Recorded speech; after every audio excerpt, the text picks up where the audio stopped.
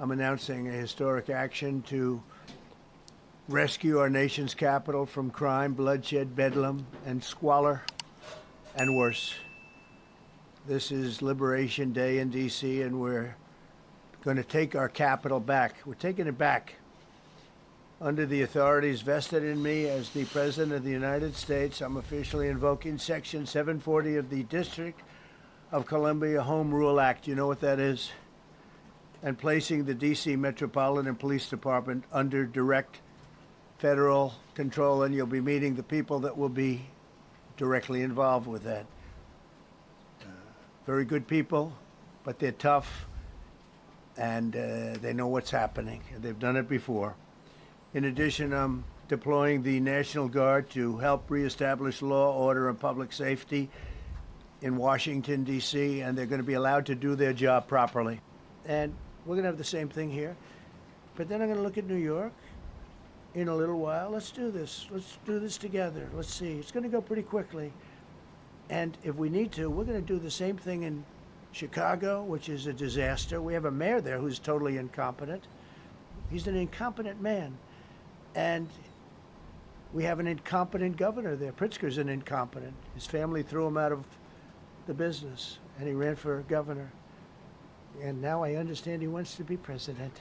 But I noticed he lost a little weight, so maybe he has a chance. You know, you never know what happens.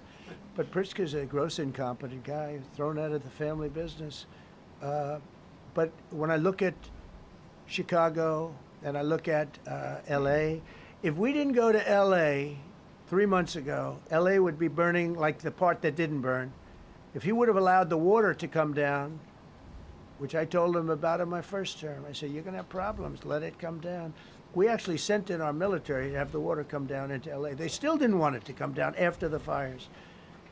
But that was it, we have it coming down. But hopefully L.A.'s watching. That mayor also. The city's burning. So AF Post says ICE has contracted Palantir for $30 million to develop Immigration OS, an AI and data-driven platform designed to identify, track, and deport certain non-citizens. A prototype is due by September 2025, and the contract runs through September 2027.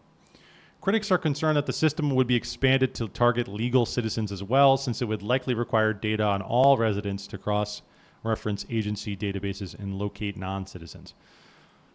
They already have all of our data. They're already harvesting it for like 20 years. Because a lot of people, I don't know if you guys know this, but I don't see a whole lot of people bring this up, but there was already a Palantir before Palantir, and it was called Total Information Awareness. It was a DARPA program that was created right after 9/11, January 2002, around there, I think. They had mass surveillance to combat terrorism, and they actually were employing kind of pre-crime measures to just regular citizens without warrants, without any, basically unconstitutional surveillance of the citizens to try and weed out any terrorists, which is, this is like Minority Report. Thankfully got shut down because Congress and they checks and balances, they said it was unconstitutional. We got to get rid of this. Thank God. But a lot of the architecture stayed, and the DHS and the CIA and all these letter agencies held on to a lot of the same technology. But it wasn't until 2004 when Peter Thiel and Alex Carr created Palantir, and they were looking for investors that they met. There was actually, I think his name was Poindexter. He worked in the Reagan administration and actually was big in the Iran-Contra affair, if you know anything about that. They actually talked to him because he was interested in this thing. He worked with the Bush administration on this total information awareness. So it all falls back to the government basically is trying to skirt around the Constitution to go to private businesses to do what they want, so they don't have to listen to Congress. And in fact, they even led Peter Thiel to In-Q-Tel, which is literally the CIA's investment arm, to fund the project. And here we are.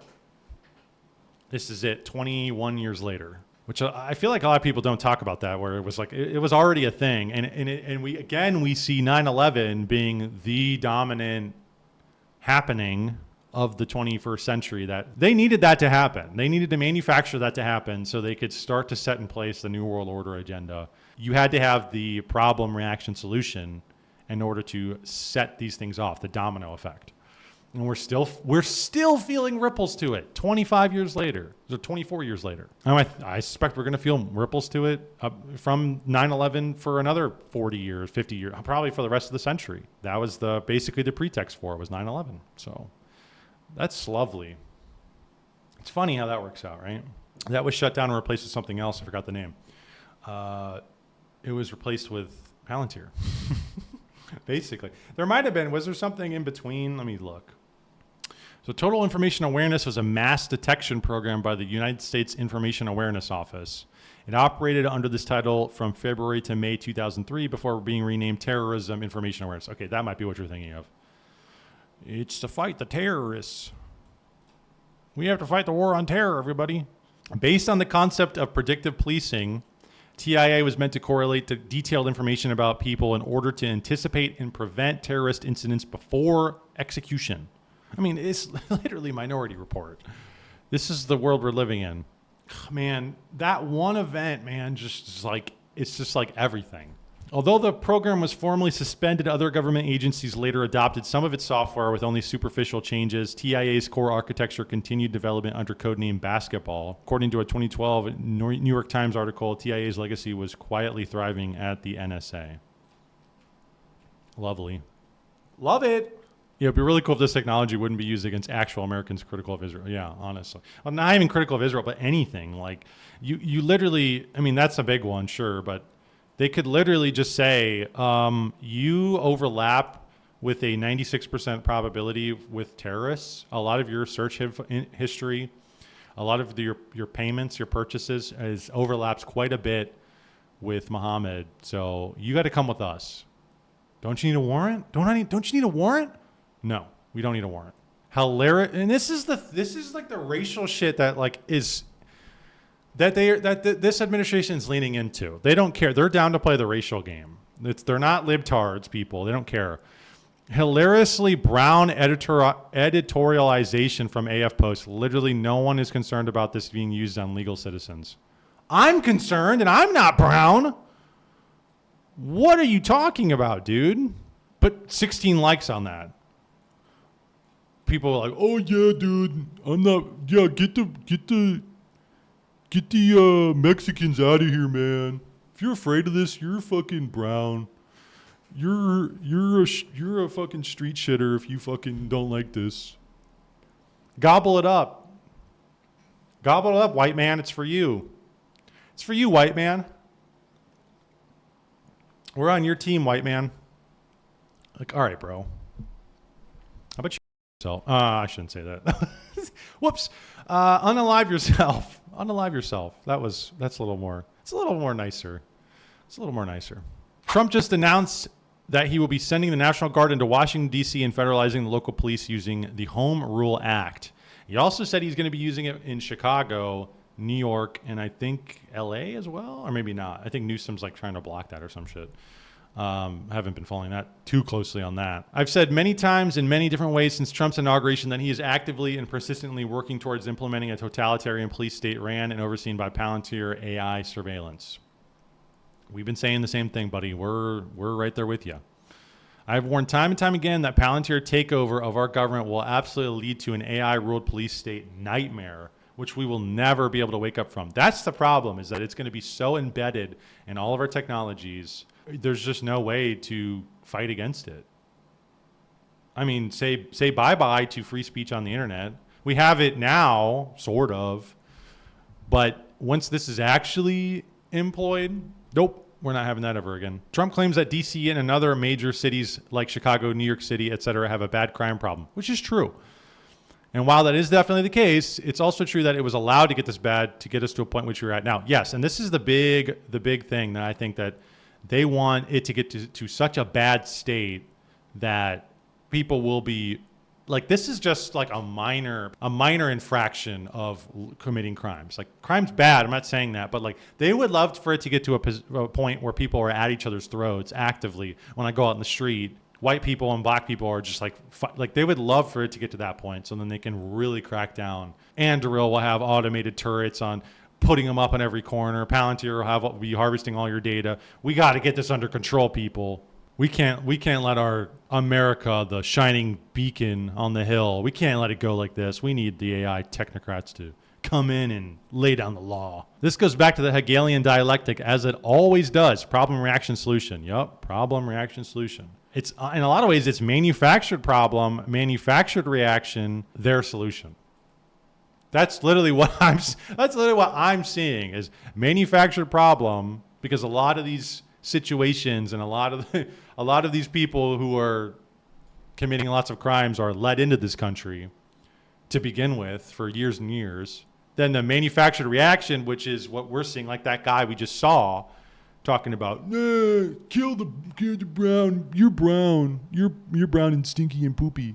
You should, I'm going to do something about it. You should too, white man. But it's like a Fed, man. Like there's literally a Fed with sunglasses on behind that account. Glowy. So it's manufactured reaction as well. And then the solution is just their solution. Here, you run right into our arms. It seems that crime in inner cities has been rising substantially over the past few decades, and it's a part of a larger operation to provide a militarized police force as a savior. That could also explain why in Democrat-run cities there is such a large push to defund the police. It makes sense logically that this agenda also leads to an inevitable authoritarian response, like what we are now seeing with Trump federalizing D.C. And I said this too a few streams ago, is that we've seen this playbook in Weimar Germany. What happened in Weimar Germany? The total degradation of the city with insane crime, like homeless, like trans people, hookers, like everything nasty that people don't like. That is an assault to the soul. And what did people do? They snapped back to an authoritarian leader, little mustache man, and it was quite an event. That was the event of the 20th century. That event really encapsulated the 20th century. The 21st century is captured by the Big 9 event. And we're feeling we felt the ripples of that event, little mustache man in the 20th century, for all the way up till 2000 and then some. And now we're going to be feeling the effects of 9/11 all the way up until 2100 and then some. So it's just they have the playbook. They know how people react. That's the thing, is that like, these people are master manipulators or master psychologists. And I think they know that people will feel on a deep spiritual level a disgust and a hatred for a lot of the stuff that's going on. And they are ready to catch you when you run to Trump or to somebody like Trump. And they're like, okay, you'll be on board with everything we have to do. And they'll probably play this dialectic. They'll go the back and forth route until they get everything that they want. I don't know if this is going to be achieved in these 4 years, but they'll get, okay, if it's not achieved, we need a little more work. Okay, well then put a Democrat in there who's like a communist. Then people are really going to start to get, then the right's going to really start to get angry. And they're really going to be doing some shit. And then you snap back to another leader who's right wing. Okay, now this guy is basically, he's basically, H 2.0, right? What really concerns me the most about this is that this leads to eerily similar scenarios like Rex 84 Alpha, Operation Garden Plot, subsection of Department of Defense Civil Disturbance Plan 55-2, regulating large-scale suppression, arrest, and detainment of civilians in an emergency. And Jade Helm 15, an military exercise where armed troops from the NG, Army, Navy, and Air Force conducted drills concerning unconventional warfare scenarios where certain states were labeled as hostile and empty Walmarts were used to detain American citizens. Wow. Just replace Walmarts with Alligator Alcatraz, for example, and it's easy to see how related and similar these operations are. This sudden move by Trump to federalize D.C. absolutely has all of the makings of a potential martial law scenario, which would see the National Guard be able to detain and even arrest Americans for whichever reason it sees fit. That is the reality of martial law. The military is in charge of that whole jurisdiction, including the police, and it is an instant suspension of many of our constitutional rights. Now, couple with that with extremely advanced and federalized AI surveillance police state. Just imagine a future where militarized police drones hunt down American citizens who aren't quote, on their best behavior, like Larry Ellison, who is working with the Trump on Project Stargate, said would happen. The police will be on their best behavior because we're constantly recording, watching and recording everything that's going on. Citizens will be on their best behavior because we're constantly recording and reporting everything that's going on. And it's unimpeachable. The cars have cameras on them. I think we have a Yes, SWAT we car know. someplace. But We know, those Larry. kind of applications. We know about the using cameras. AI, if we can use AI, and we're using AI to monitor the video. So if that altercation that occurred in Memphis, the chief of police would be immediately notified. It's not people that are looking at those cameras, it's AI that's looking at the camera. No, you can't do this. It would be like a shooting. That's going to be an event that's immediately, an alarm's going to go off, it's going to be, and we're going to have supervision. In other words, every police officer is going to be supervised at all times. And the supervision will, and if there's a problem, AI will report the problem and report it to the appropriate person, whether it's the sheriff or the chief or whomever we need to take control of the situation. We have, same thing. We have drones. If there's something going on in a shopping center, and I'll stop, a drone goes out there, get there way faster than a police car. There's no reason for, by the way, high-speed chases. You shouldn't have high-speed chases between cars. You just have a drone follow the car. I mean, it's very, very simple.